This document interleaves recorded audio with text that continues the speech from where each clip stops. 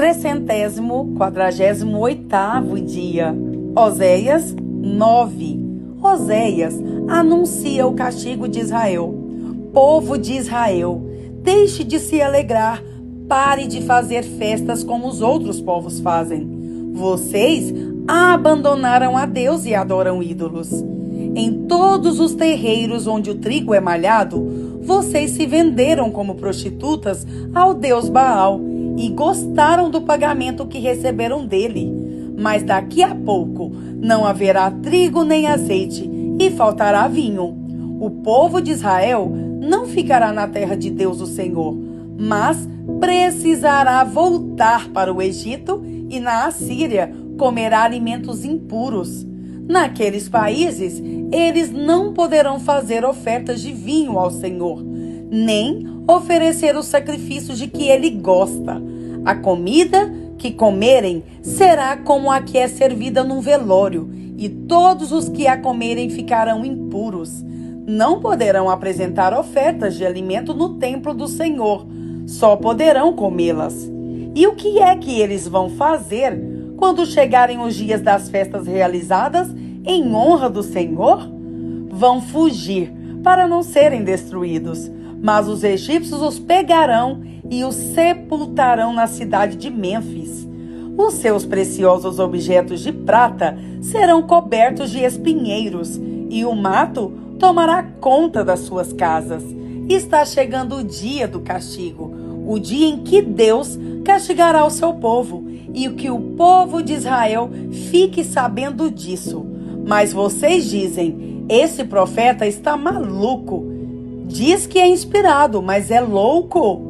Vocês falam assim porque estão cheios de maldade e de ódio. Deus me mandou como profeta para avisar o seu povo, mas em todos os lugares eles armam armadilhas para me pegar. Até no templo de Deus eles me perseguem. Eles se afundaram tanto no pecado quanto o povo que está em Gibeá. Deus lembrará dos pecados deles e os castigará. As consequências do pecado de Israel. O Senhor Deus diz: quando encontrei Israel pela primeira vez, fiquei alegre como quem acha uvas no deserto. E ao ver os antepassados de vocês, fiquei contente com quem vê os primeiros figos maduros.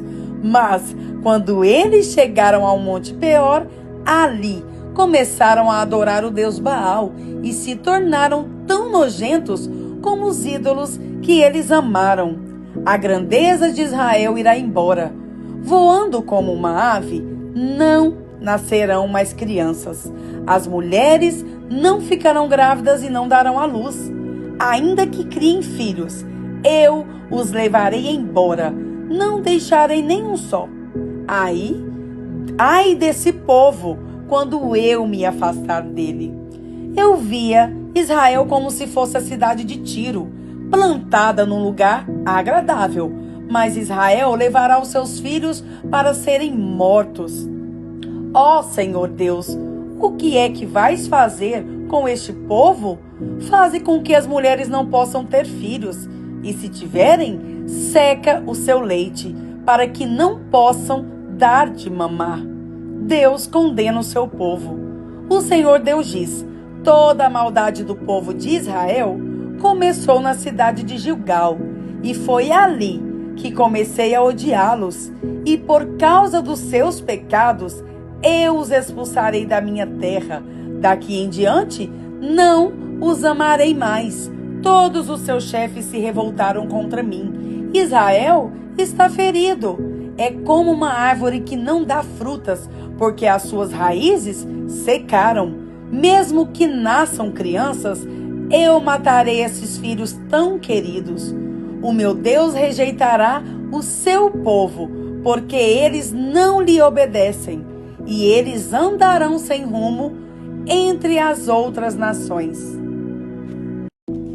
Oséias 10. A destruição dos altares pagãos em Israel. O povo de Israel é como uma parreira cheia de uvas. Quanto mais ricos ficaram, mais altares construíram. E quanto mais a nação progredia, mais colunas do deus Baal foram levantadas.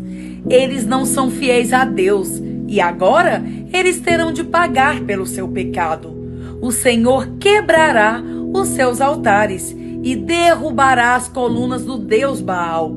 Eles vão dizer: não temos rei, porque não tememos a Deus. E se tivéssemos um rei, o que é que ele poderia fazer por nós? Eles só dizem mentiras, todos juram falso e fazem acordos que não pretendem cumprir. E aquilo que chamam de justiça é tão perigoso como a erva venenosa que cresce em campo arado. O povo que mora em Samaria ficará com medo e chorará quando o bezerro de ouro de Bet-Aven for levado embora. Os sacerdotes pagãos ficarão desesperados ao perderem esse ídolo, que era sua glória, pois será levado para a Assíria como presente para o grande imperador. E o povo de Israel ficará com vergonha dos conselhos que seguiu. O rei de Israel será levado embora como um cisco que é carregado pela correnteza. Os altares dos montes de Avém, onde o povo adora ídolos, serão destruídos e ficarão cobertos de mato e de espinhos. O povo dirá às montanhas: caiam em cima de nós, e os montes caiam em cima de nós. Deus dá a sentença contra Israel. O Senhor Deus diz: desde o tempo em que pecou em Gibeá, o povo de Israel não tem parado de pecar. Por isso, em Gibeá, a guerra alcançará essa gente perversa. Eu os atacarei e castigarei. Nações se ajuntarão contra eles quando eu os castigar por causa dos seus muitos pecados. Israel era como uma bezerra mansa que gosta de pisar o trigo para tirar a casca. Coloquei uma canga no seu belo pescoço para que ele puxasse o arado. Vou usar Judá e Israel para trabalharem na lavoura. Eu lhes disse: preparem os campos para a lavoura, semeiem a justiça e colham as bênçãos que o amor produzirá. Pois já é tempo de vocês se voltarem para mim, o Senhor, e eu farei chover sobre vocês a chuva da salvação.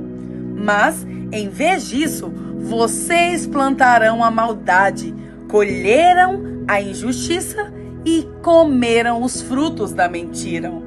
Vocês confiaram nos seus carros de guerra e no grande número de seus soldados, e por isso a guerra chegará até vocês, e as suas fortalezas serão destruídas.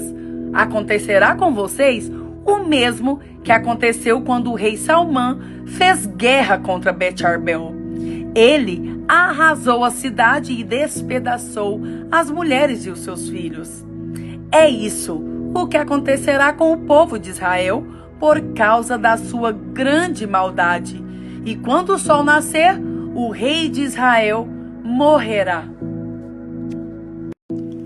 Oséias 11. Deus ama o seu povo desobediente. A respeito do povo de Israel, o Senhor Deus diz: quando Israel era criança, eu já o amava e chamei o meu filho, que estava na terra do Egito. Porém, quanto mais eu o chamava, mais ele se afastava de mim.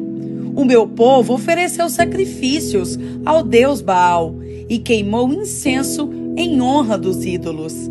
Mas fui eu que ensinei o meu povo a andar. Eu os segurei nos seus braços, porém eles não sabiam que era eu que cuidava deles. Com laços de amor e de carinho, eu os trouxe para perto de mim.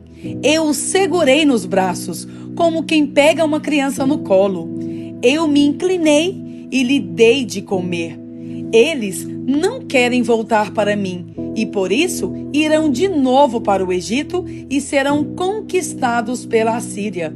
Virá a guerra e os inimigos arrombarão os portões das cidades e as arrasarão. O meu povo será morto por seguir mais maus conselhos. O meu povo teima em se revoltar contra mim. Por isso, eles serão levados como prisioneiros pelo inimigo, e ninguém poderá salvá-los.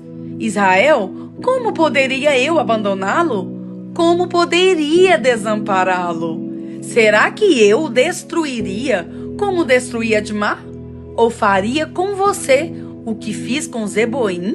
Não posso fazer isso, pois o meu coração está comovido e tenho muita compaixão de você. Não deixarei que a ira me domine, não deixarei e destruirei o meu povo outra vez, pois eu sou Deus e não ser humano. Eu, o Santo Deus, estou no meio do meu povo e não o destruirei novamente. Quando eu rugir como leão contra os inimigos, o meu povo me seguirá. O meu povo virá correndo do oeste. Como pássaros eles virão depressa do Egito, e como pombas virão da Assíria. Eu os farei morar de novo na sua terra. Eu, o Senhor, estou falando.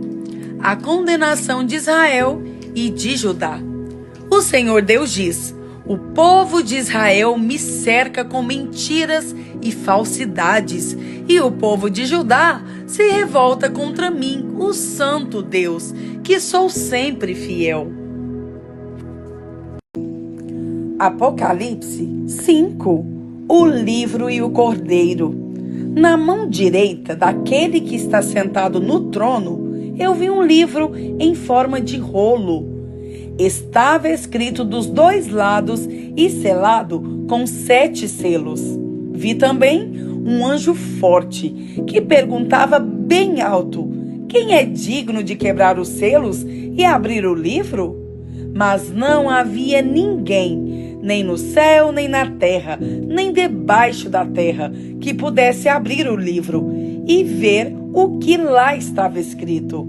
Eu chorava muito, porque não se pode achar ninguém que fosse digno de abrir o livro ou de ver o que lá estava escrito.